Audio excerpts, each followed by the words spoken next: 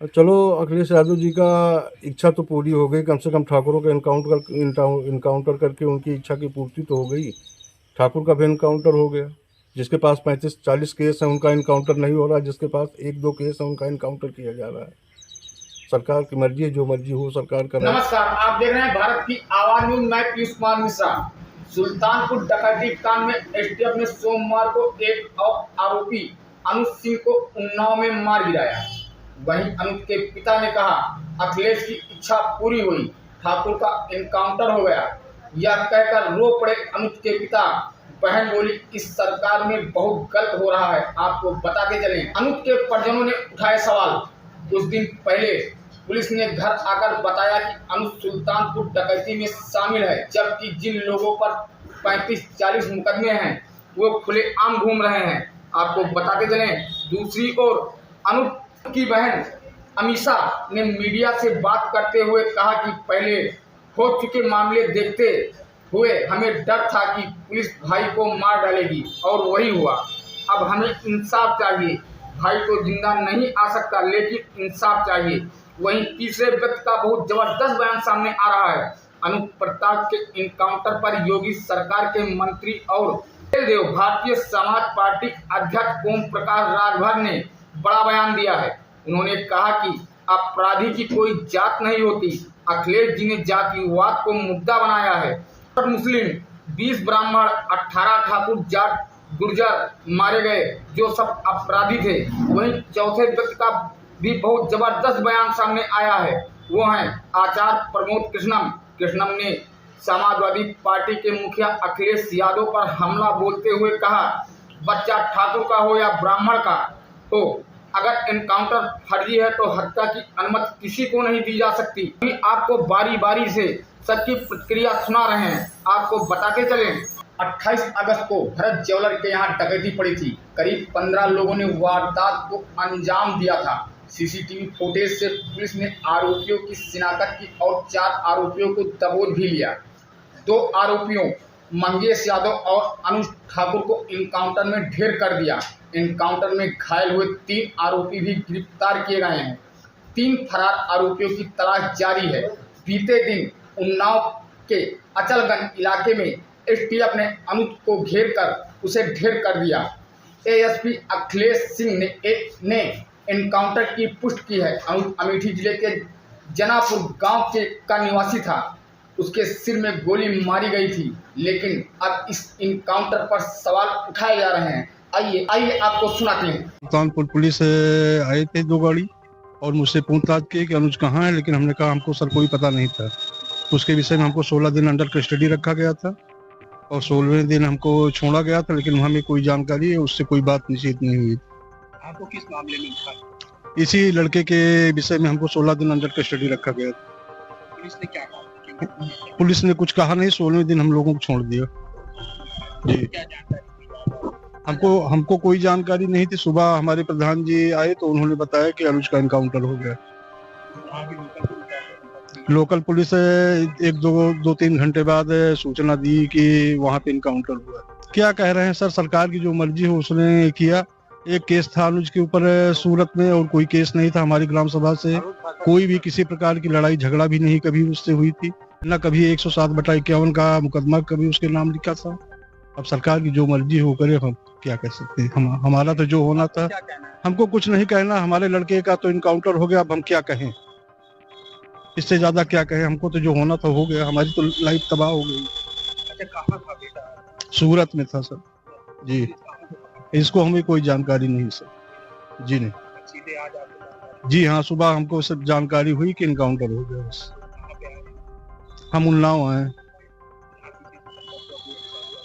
जी नहीं, अभी कोई नहीं आया मुझसे मिलने के लिए। हमारे प्रधान जी हमारे साथ में हमको लेके आए।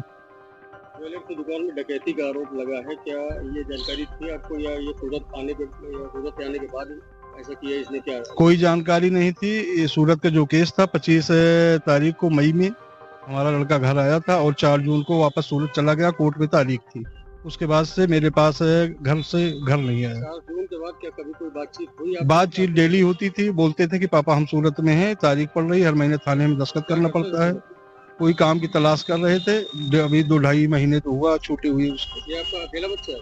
नहीं, हमारे 2 बच्चे, 1 लड़की थी। एक बिटिया है एक बेटा? जी, 2 लड़के 1 लड़की। छोटा बेटा है या बड़ा? बड़ा था सर। जी ये जानकारी आपको नहीं हो पाई सुल्तानपुर कांड का नाम? सर, नाम जानकारी हुई थी, लेकिन हमें व्यक्तिगत जानकारी हमारे बच्चे ने कभी नहीं बताया। वो बोल रहा था हम सूरत में ही हैं। हमको अटेंडम उठा लिया गया है 29 तारीख को, और 16 दिन तक मुझे अंडर कस्टडी रखा गया। हम यही कहना चाहते हैं कि पुलिस की वर्दी दी गई है तो उसका गलत फ़ायदा ना उठाएं। जिसके ऊपर 36 केस हैं उसका भी इनकाउंटर करवा देते, जिसके ऊपर 1 केस है बेगुनाह है उनका भी इनकाउंटर करवा दिए हैं ये लोग। अगर इसमें 15 लोग शामिल हैं, 14 लोग शामिल हैं तो सबका इनकाउंटर होना चाहिए। ये जो दिखाते हैं ना, ये कानून वास्तव में अंधा है, कोई इंसाफ नहीं मिल रहा है। हम लोगों के ऊपर क्या बीत रही है, हम लोगों की माँ भी नहीं है, पिता हैं हमारे बड़े भाई थे। अगर हमारे पिता कुछ हो गया तो हम लोग सारे कौन थे, हमारे भाई ही तो थे। उन लोगों ने उनका भी बेरहमी से इनकाउंटर कर दिया। हम यही चाहते हैं कि सबका इनकाउंटर हो, इंसाफ मिले। इस सरकार में हम अभी तक तो सरकार के खिलाफ कुछ नहीं बोल रहे थे, लेकिन वास्तव में जो हो रहा है बहुत गलत हो रहा है। ये नहीं होना चाहिए, चाहे फिर इसमें विपक्षी पार्टी हो या फिर कोई भी हो, कोई भी नेता हो, जो करवा रहा है बहुत गलत करवा रहा है। हम लोगों को इंसाफ मिलना चाहिए, ऐसा नहीं होना चाहिए था। जो किए हैं बहुत गलत किए हैं। भगवान तो उनको सज़ा देंगे ही, लेकिन उनको भी सज़ा मिलनी चाहिए कानून की तरफ से। अगर कोई गुनाह करता है तो उसकी सज़ा कोर्ट देता है, ना कि पुलिस ऐसे इनकाउंटर कर देगा। आपके भाई का क्या स्वभाव था, किस तरह से, कैसे आप लोगों के बीच में रहते थे वो? सर, हमारे भाई का स्वभाव एकदम सरल था, पढ़ने लिखने में भी अच्छे थे। हम लोगों के साथ एकदम फ्रेंड के जैसे बिहेवियर उनका था, और गए थे तो बात भी होती थी, और हम लोगों से बहुत ज़्यादा उनको लगाव स्नेह था, जैसे कि हर एक भाई बहन में होता है। और आज ये सुनने के बाद जैसे लग रहा है कि हम लोगों के ज़मीन पैर से एकदम खिसक गई हो। जो कानून ने किया उनको ऐसा नहीं करना चाहिए। अगर वो मिल गए थे, झूठ ही दिखा रहे हैं कि फायरिंग हुई, मुठभेड़ हुआ। अगर कोई छिप रहा है डर की कि हमारा इनकाउंटर ना हो जाए, तो ये झूठा अफवाह क्यों फैला रहे हैं कि फायरिंग हुई, मुठभेड़ हुआ? कुछ नहीं हुआ। उसमें फिर पुलिस को भी मरना चाहिए था ना, पुलिस का इनकाउंटर क्यों नहीं हुआ? आखिरी बार कब आए थे आपके भाई? आखिरी बार 3 जून को आए थे, 4 जून को उनका टिकट था, वापस चले गए थे सूरत, वहीं रहते थे। तो क्या एक साजिश तहत आपके भाई की हत्या हुई, एसटीएफ ने और कराया? इसमें जो विपिन सिंह हैं और जो विनय शुक्ला हैं, वो हमारे घर पे आए थे, 3-4 बार आए थे, और हमारे भाई पढ़ाई करते थे। अभी तक हम ये सब बयान नहीं करना चाहते थे, लेकिन अब हम एकदम सच्चाई बता रहे हैं। वो लोग उनको लालच देके कि ऐसा गाड़ी होगा, बंगला होगा, वगैरह वगैरह, जबकि भगवान का दिया सब कुछ हम लोगों के पास है, सब कुछ है। लेकिन फिर भी उन लोगों ने लालच दिया, और लालच में ले जाकर उनको सूरत में एक केस में फंसा दिया। उसके बाद वो थे कि नहीं थे ना, ये हम लोगों को पता है। ये तो सिर्फ जिन लोगों ने करवाया उनको पता है, विपिन सिंह और विनय शुक्ला को, और या तो भगवान को पता है वो सच था कि झूठ था। अब तो इनकाउंटर कर ही दिए हैं, जीवित तो कर नहीं सकते हमारे भाई को। बस हम ये चाहते हैं कि जिन्होंने इनकाउंटर किया उनके ऊपर केस होना चाहिए, कि अगर कोई गुनाह होता है तो उसकी सजा कोर्ट देगा, ना कि एसटीएफ वाले या फिर पुलिस को मुद्दा बनाया है अखिलेश जी ने। अपराधियों की कोई जाति नहीं होती है।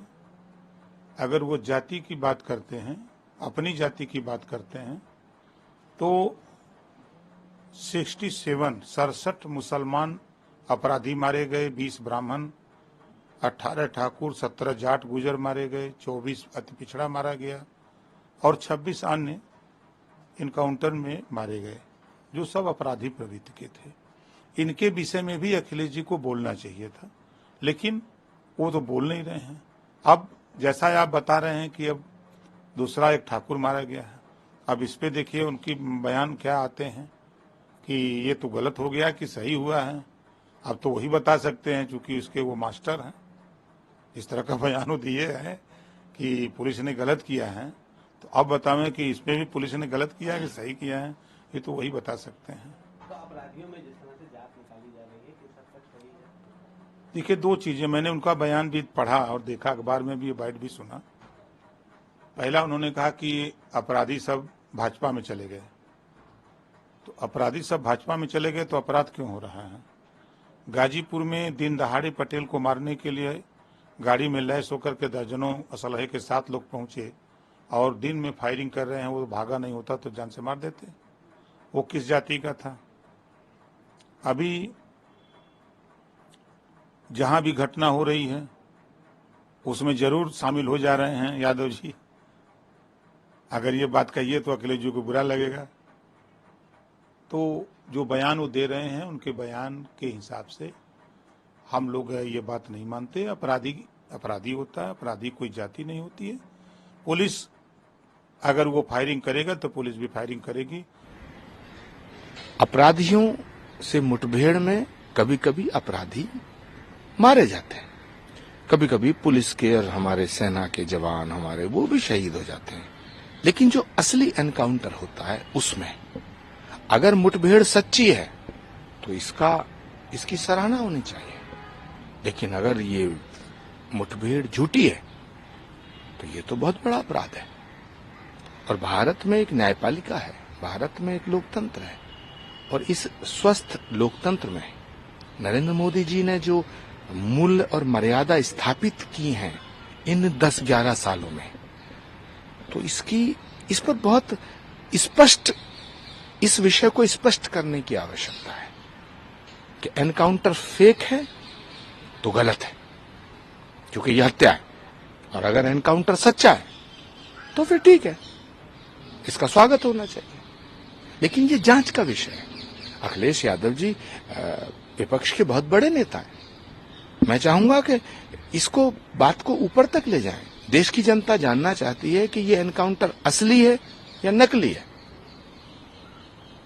एक दूसरा सवाल बसपा सुप्रीमो मायावती कि कांग्रेस पार्टी से दलित लीडर्स को अपना जो गठबंधन है वो तोड़ देना चाहिए, क्योंकि दलितों के खिलाफ में कांग्रेस पार्टी अंबेडकर साहब के जमाने से रही है। देखिए, कांग्रेस के इतने पाप हैं, कहां तक क्या क्या छोड़ेंगे। पापों की गठरी बहुत भारी हो चुकी है। अब तो प्रायश्चित का भी कोई मार्ग नहीं बचा। और राहुल गांधी जी की जो कांग्रेस है, ये देखने में लगता है खड़गे जी की कांग्रेस है। ये खड़गे जी की कांग्रेस नहीं है। ये जितने भी वर्किंग कमेटी में all India all India Congress committee में जितने बड़े बड़े पदाधिकारी तुम्हें देखने को दिखाई दे रहे हैं, ये सब गांधी जी के 3 बंदरों की तरह है। ये न देखते हैं, न सुनते हैं, न बोलते हैं। तो कांग्रेस की दुर्दशा होना सुनिश्चित है। कहीं 2-4 सीट जीत जाओ, उसके कई कारण हो सकते हैं। हरियाणा में मुझे नहीं लगता है, शुरुआत में ऐसा लग रहा था कि हरियाणा में कांग्रेस की सरकार बनना सुनिश्चित है, पर अब शैलजा जी का अपमान जो है, मुझे लगता है कि वो भारी पड़ेगा। जिस तरह मैंने बोला था ना चुनाव से पहले, सनातन का श्राप ले डूबा, तो मुझे लगता है हरियाणा में शैलजा का श्राप ले डूबेगा। लगता है कि कुमारी शैलजा को अपमानित किया जा रहा है हरियाणा में, और अगर बीजेपी अगर वो आना चाहती है, फिर मुझे नहीं पता बीजेपी उनसे संपर्क कर रही है, मुझे नहीं पता शैलजा जी बीजेपी से संपर्क कर रही हैं। लेकिन अगर शैलजा जी का हृदय दुखी है तो फिर शैलजा का श्राप कोई झेल नहीं पाएगा।